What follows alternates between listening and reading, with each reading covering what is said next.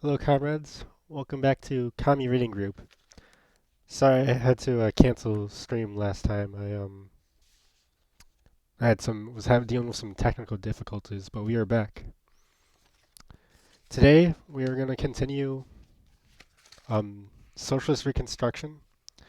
We are on Chapter 3, An Energy Future for People in the Planet. The climate crisis is here. From record heat waves and raging fires to intensified hurricanes, blizzards, droughts, and floods, the catastrophic impact of global warming on land, air, and water distributes the basic conditions of life for all the Earth's species. Capitalism can't provide a solution to the climate crisis because capitalism is the crisis.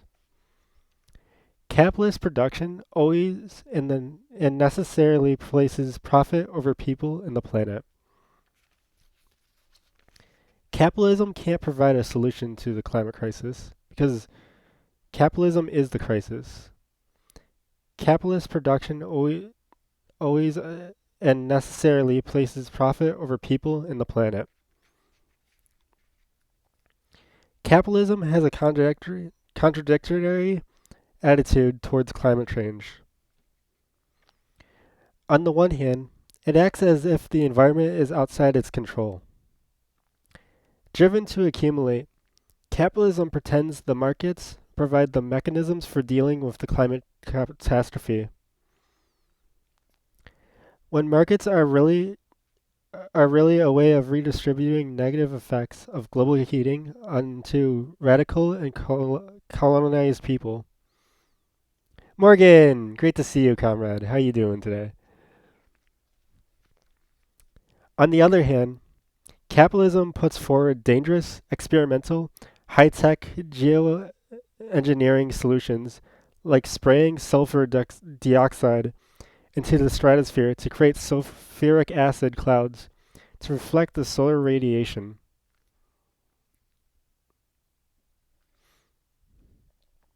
Maintaining the imperialist world order and the capitalist system, that is, making sure that the billionaire class and most privileged sectors of society don't have to change how they produce and consume energy, is prioritized over the risk of even more extreme and unpredictable ecological damage.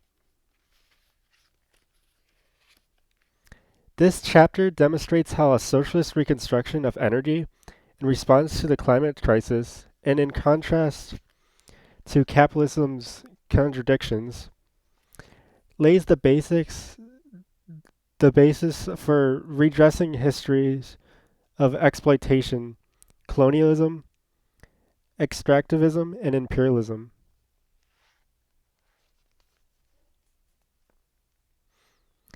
We can regenerate damaged environments and develop new knowledge, skills, and capacities for co- cooperation and collectivity. I'm glad you're doing well, and I hope you get some good sleep tonight, comrade. I'm doing all right.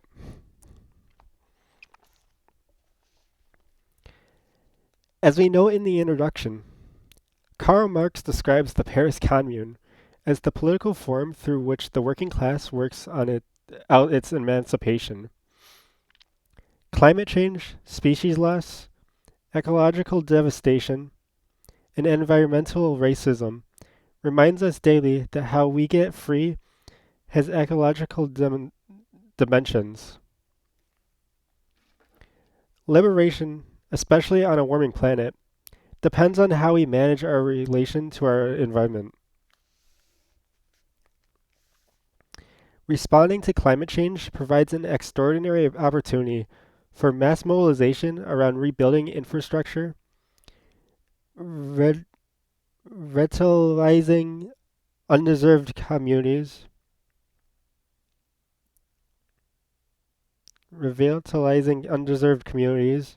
and restoring ecosystems. It also gives us the opening to develop new socialist habits and collective ways of being. In this and subsequent chapters, we don't tell people exactly what to do and how to live. Socialism is about equal freedom, coordination, and planning, not command.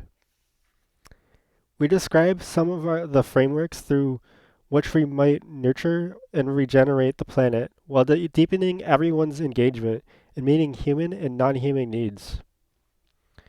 A primary component of the socialist reconstruction of the economy involves addressing climate change by transforming the production and consumption of energy. Energy has to be decommodified. It can no longer be treated as a commodity, produced for the sake of exchanging and profit, but must be collectively managed for the common good. Energy must also be decolonized. This means that it can no longer be used as a mean for maintaining the power and privilege of wealthy countries, while billions struggle under increasingly harsh conditions. Energy must be decarbonized. The US especially has to end its dependence on fossil fuels, decreasing its overall energy consumption, while increasing its reliance on renewable sources such as solar, wind, and water. In sum, energy must be decommodified, decolonized, and decarbonized. This chapter outlines how we do it. Decommodifying energy. A socialist approach to the climate crisis begins with the abolition of private ownership of the means of production and capitalist energy markets. We assume from the start the exportation of the privatized wealth of banks and corporations and the elimination of capitalist control over production and distribution. We will replace capitalist private property with collectively owned social property. Production and distribution will be democratically planned and coordinated. Ending the profit motive in energy production, the sense of demodification can happen nearly instantaneously. As soon as we socialize ownership and production, we claim all energy-producing enterprises and corporations for the people and transform them into public unities. In one sweep, we replace production for the sake of profit with production based on need. This fundamental transformation has remarkable effects. Many of the so-called challenges to address climate change under capitalism immediately vanishes. For example, we won't have to worry about oil and gas companies, stranded assets, the oil fields and gas reserves propping up the stock valuations of corporations like Chevron and ExxonMobil. Complicated cap and trade schemes, mechanisms for distributing carbon credits, will not be necessary because there won't be a market in energy. Instead of a commodity, energy will be a common resource, the production and distribution of which state and democratic mechanisms will plan and coordinate. Such a system will treat heat and electricity as basic rights. In contrast, with decommodification, decolonization, and decarbonization energy, will not happen overnight, but must happen quickly. As we detach from fossil fuels and shift to renewable energy sources, we will privatize benefits benefiting those countries and communities imperialism exploited for its own enrichment. Decolonializing energy. The global movement for climate justice has worked to bring the inequalities of the climate crisis to the attention of the imperialist powers. Undeveloped, exploited, and oppressed countries are the ones experiencing the most substantial initial impact from the rising temperatures. Rich northern countries industrialize at the expense of colonialized countries. The industrial development of these northern countries is responsible for the dramatic increase of carbon in the atmosphere. And yet it is the smaller, less industrially and technologically developed countries, especially in the global south, that already confront the destabilizing effects of climate change. Famine, war, mass migration, and social upheaval. Our commitment to decolonizing energy follows their lead. In 2010, over 35,000 delegates from the social movements in 140 countries participated in the World's People's Conference on Climate Change and the Rights of Mother Earth held in Chancabamba, Bolivia. The people's argument arising out of this meeting noted the massive climate debt that developed countries to the rest of the world. This powerful concept of the climate debt is at the basis of our socialist reconstruction of energy production and use. We highlight 5 aspects of the United States climate debt to colonized and indigenous people. First, we acknowledge the historical responsibility of the U.S. capitalist class for genocide, settler colonialism, and imperialism. The prosperity of the capitalist, landlord, and financial class in the U.S. was purchased at the cost of hundreds of millions of lives across the world. U.S. capitalists got rich through the industries and practices that devastated environments, habitats, and the way of life of exploited and radicalized people. And racialized people, I mean. Second, recognizing the climate debt inherited from the U.S. capitalist class in practice means the U.S. is accountable for the tens of millions of people forced to migrate because of climate change. The new socialist government will have to assist in their relocation, including ending harsh immigration restrictions against those forced to leave their countries because of searing heat, droughts, floods, and failed harvests. Third, because of our climate debt, we are obligated to help other countries adapt to the changing climate. We will share with them the technological and financial resources they need for development, enabling them to shift from fossil fuels to renewables like wind, solar, and water. Abolishing capitalism's exclusive and proprietary orientation to intellectual property, and recognizing both our climate debt and our common world, we will dissolve patience and pool our knowledge. We will dissolve patents and pool our knowledge. Practices of co-education, co-development, and co-production will drive adaptation and innovation. Fourth, and relatedly, we will learn from indigenous people, agriculture workers, and small farmers around the world. As we replace environmentally destructive industrial agriculture, we regenerate in labor intensified farming practices.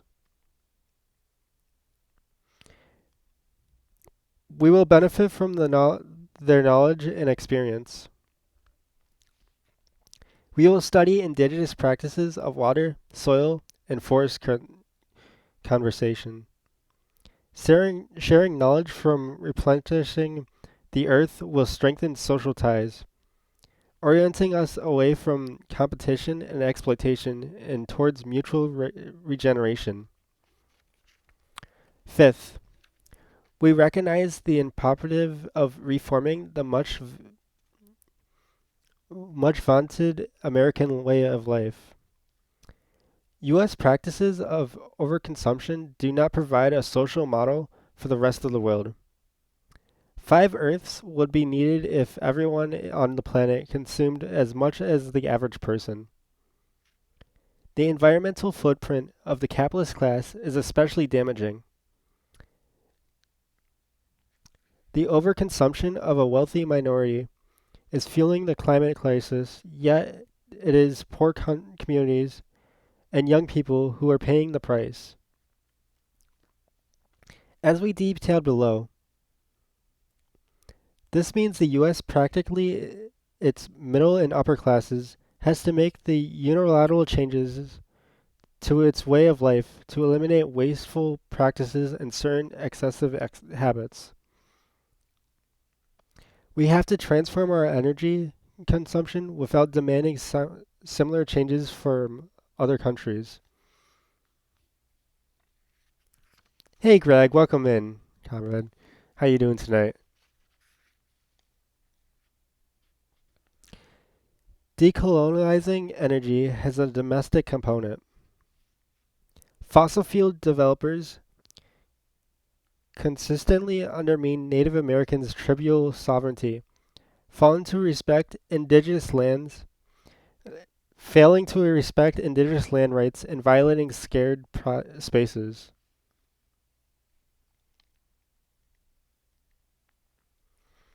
Native Americans have been exposed to nuclear radiation from uranium mines and nuclear waste. Here, decolonialization can be carried out quickly through the immediate recognition of the sovereignty of indigenous people and the reaffirmation of the right of self-determination. Accompanying accompanying accompanying its recognition will be reparations and restoration assistance as needed. Oh, cool. What you cooking, Greg? Highly polluting fossil fuels like coal, oil, and gas don't just change global heating, and they don't just pollute over rivers, streams, and ecosystems, I mean. They pollute communities. Under capitalism, fossil fuel infrastructure has been invariably invariably built close to black, indigenous, and logistically diverse working class communities, reducing people's homes, schools, and parks to sacrifice zones. Emerging out of struggles against white supremacy, the term environmental racism describes the deliberate targeting of communities of color for toxic waste facilities. It's no accident that black communities routinely face the life-threatening presence of poisons and pollutions. Discriminatory housing policies trap black people in lead and arsenic-ridden houses and schools, and neighborhoods with poisoned water and polluted air. Few real estate developers placed high-income housing in close proximity to toxic waste dumps, power stations, refineries, freeways, mines, or landfills. The result of capitalist development has been premature death, as black people in particular are exposed to chemicals, carcinogens, and particularly matter that led to increasing rates of asthma, cancer, and heart and lung disease. Decolonizing energy demands decolonizing the black community, nothing less. Acknowledging the climate debt is indispensable to creating the conditions of trust and solidarity necessary for responding to climate change. If we are to avoid endless war, disruptive mass migration, and widespread social dislocation, the U.S. has to restore what it has destroyed and repaid what it has stolen. As an unearned benefit, the U.S. too will gain from the knowledge and experience of people and cultures it has historically sought to dominate. We left off on decarbonizing energy. According to the International Panel on Climate Change, the world has less than 10 years to respond to the climate crisis if we are to avoid more than 1.5 kilometers of global warming. This means we need a swift and democratic plan for decarbonization. We have to keep fossil fuels in the ground. The Cap and Adapt plan, put forward by climate scholars Larry Edwards and Stan Cox, establishes the basic features of a plan that can be immediately put into place. The plan has three parts: a limit or cap on fossil fuel extraction and imports, the transition to renewable energy, and a plan to respond to any energy shortages that arise during the transition. The first part, the cap, limiting how much fossil fuels can be produced and imported. Each year, the cap grows tighter, and the amount of fossil fuel produced and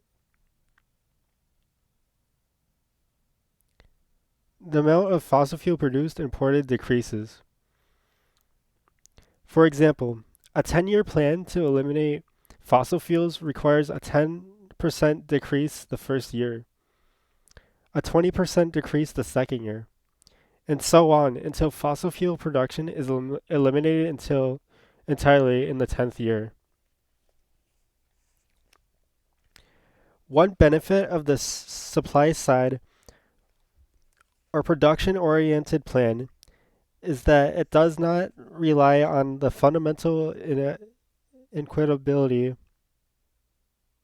carbon budget-based approach underpinning many current policy recommendations, which are inadequate in part because the U.S. artificially reduces its emissions count by offloading production onto other countries.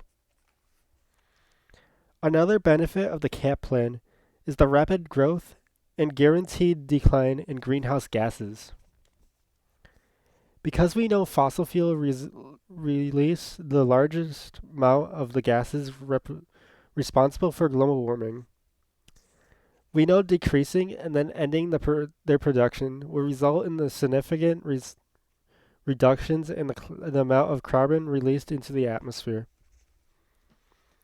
Still, another benefit is that the 10-year plan enables the industries going offline to retain and redeploy their workforces as they reconfigure and repurpose the means of production. This suddenly decreases the fossil fuel production leads to the second part of the Cap and Adapt plan, adaptation.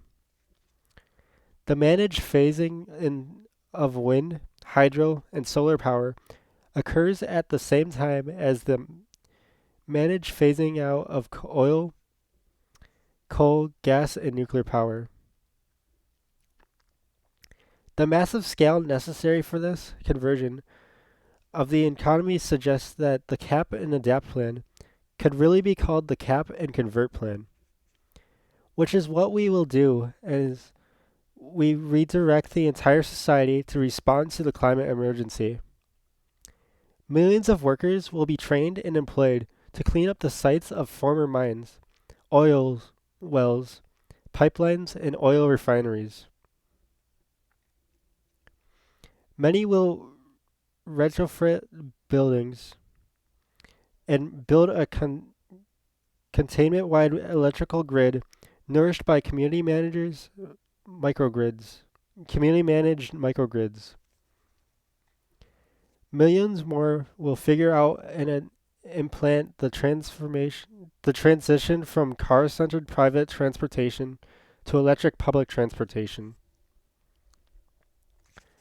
And still millions more will produce the an exacting project project of reactive reactivating local and regional manufacturing to meet needs for material goods in responsive and regenerative ways.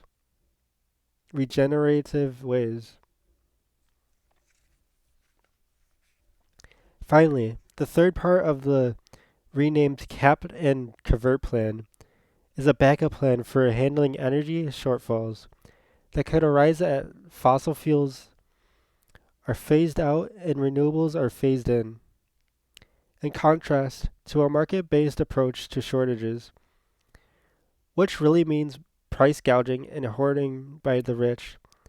A socialist one means basic needs and priorities historically oppressed and disadvantaged people.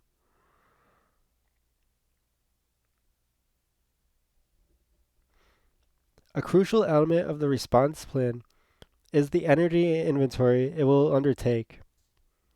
And as energy needs and expenditures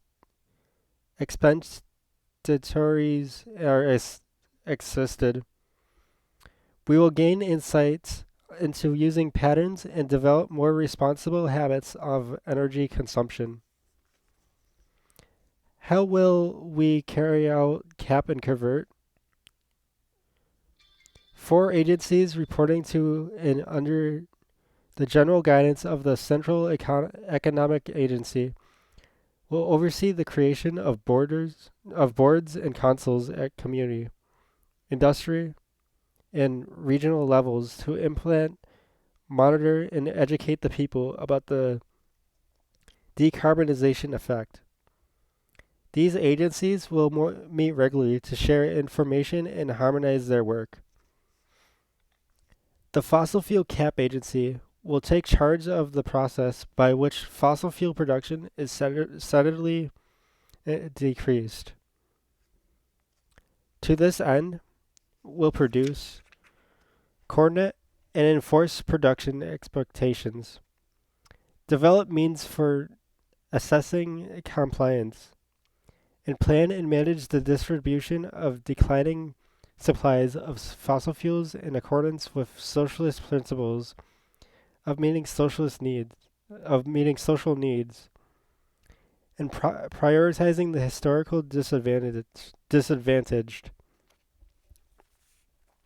For example, this agency will ensure that homes of formerly oppressed national minorities are heated before the swimming pools of the remaining upper class. It will also oversee the decommissioning of nuclear power plants and the dismantling of the weapons, armament, and any related industries determined to no longer be energy eligible. This agency will include unionized workers from all relevant sectors, scientists, environmentalists, and community leaders. It will cultivate approaches to assessment, compliance, and distribution that will be used in managing the post-carbon economy as unions, community groups, and local enterprises take on new responsibilities and acquire new capacities for energy conservation and management.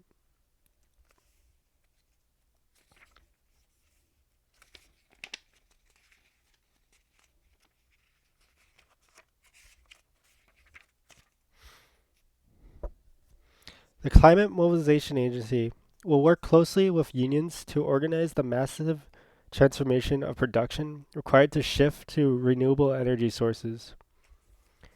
This transformation includes the expansion of wind, solar, and hydropower, the development of efficient, ecological sound batteries, and energy storage capacities, and the construction of a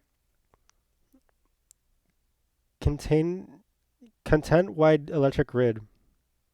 It will require fundamental changes throughout the industrial, manufacturing, and construction sectors. The Climate Mobilization Agency will supervise and centralize data gathering processes to monitor energy consumption and use. It will also take charge of worker retaining, collaborating with the Department of Education, and coordinating vocational education to ensure that workers from dismantled sectors and people from historically disadvantaged groups are provided a full range of opportunities to use and develop their capacities to assist and benefit the overall conversion effort.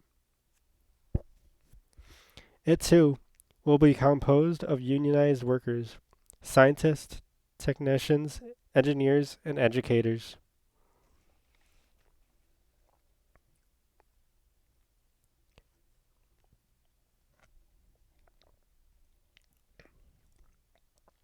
The Fair Response Agency will develop and implement the plan for responding to any energy shortages that arise during the transition. It will begin with an inventory of energy needs and priorities, working directly for community boards and unions in any energy audit. This agency will distribute energy and water meters to every household and workplace, interrogating them, integrating them into a publicly accessible energy consumption information network. Anyone, anywhere, will be able to see how much energy is being consumed, where, when, by whom, and for what. The agency will use this knowledge to guide the response to energy shortages.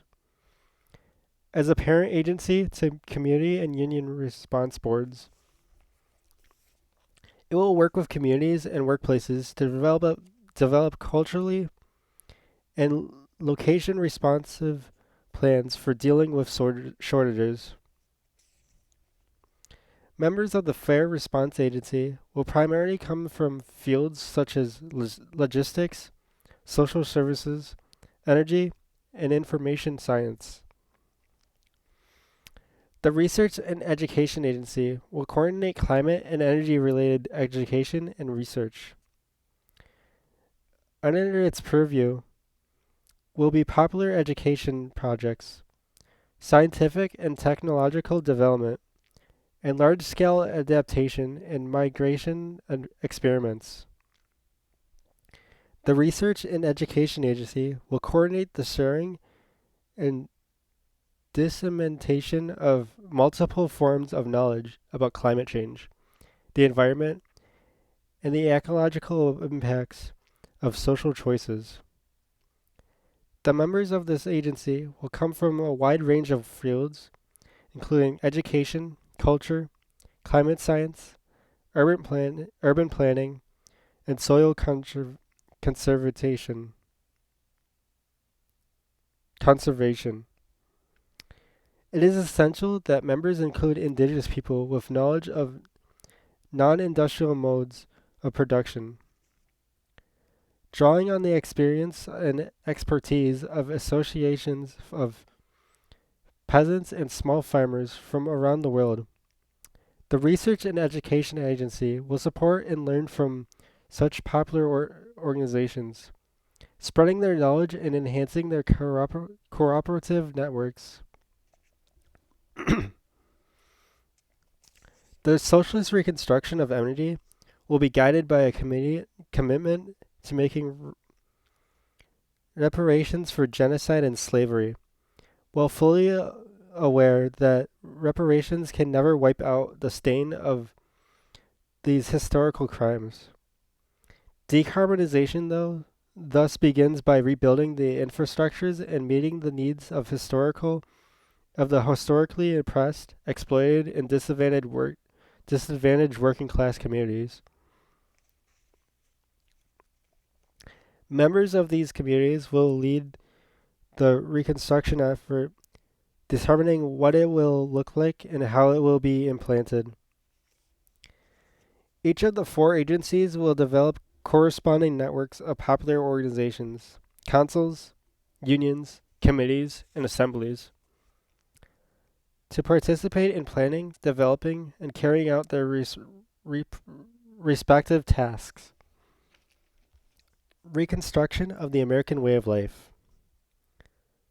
Cap and convert will rapidly decarbonize the U.S. energy supply, but to live within ecological limits, we need to go further and decrease our overall energy consumption.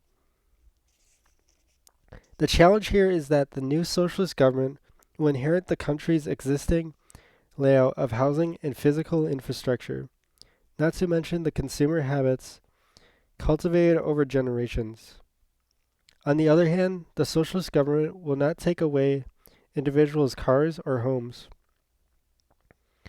Contrarily to anti-communist propaganda, these will be recognized as personal property. On the other hand, the country's existing housing and automobile stock is unstable and will need to be adapted. The U.S. can no longer hold out its idealized vision of success. Private ownership of large houses spread out into the suburbs, with SUVs parked in the garage. Such a vision has never been within reach of the majority of people in this country, much less than the world, and for good reason. Its ecology out of reach and environmentally disastrous. The U.S. is one of the largest consumers of energy.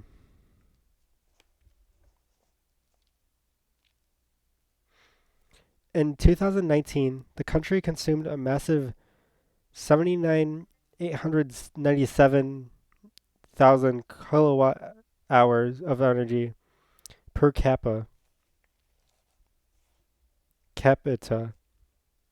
Per capita.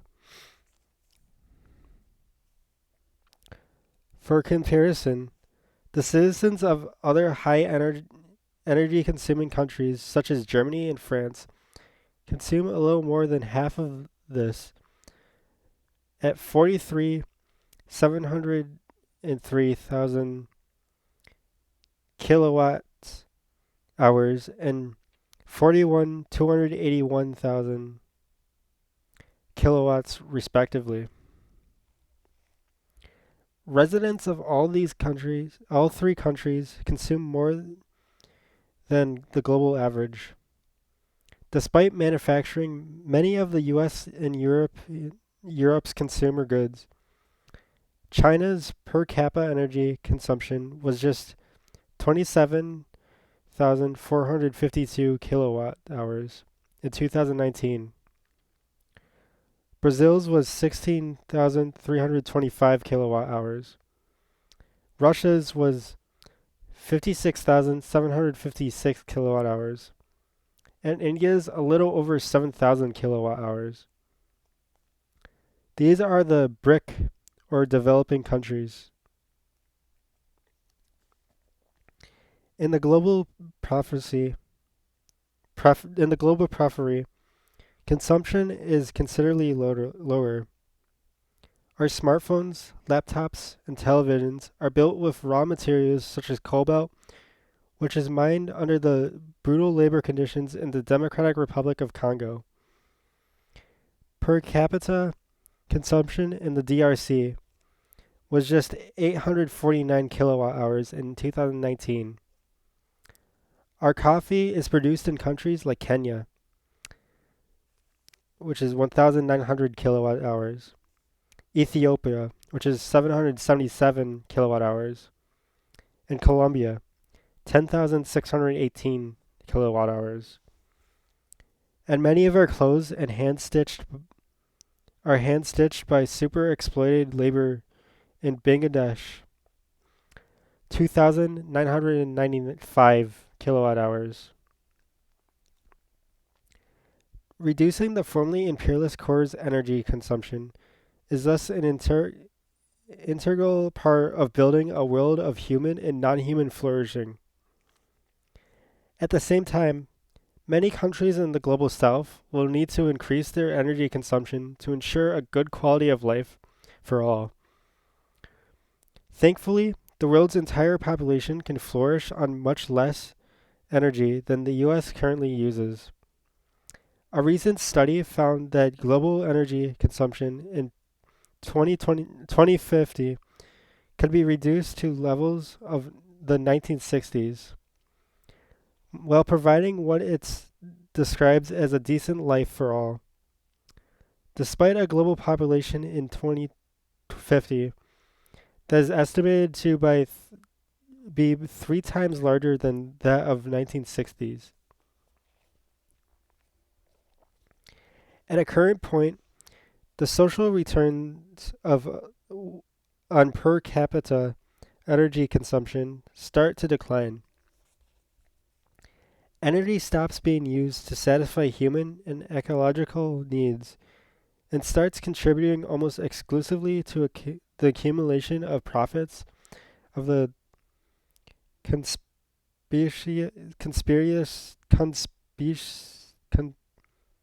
profits of the consumption of the wealthy. The previously reinforced study calculates that combining energy efficient technologies with changes in demand side consumption will reduce global energy needs up to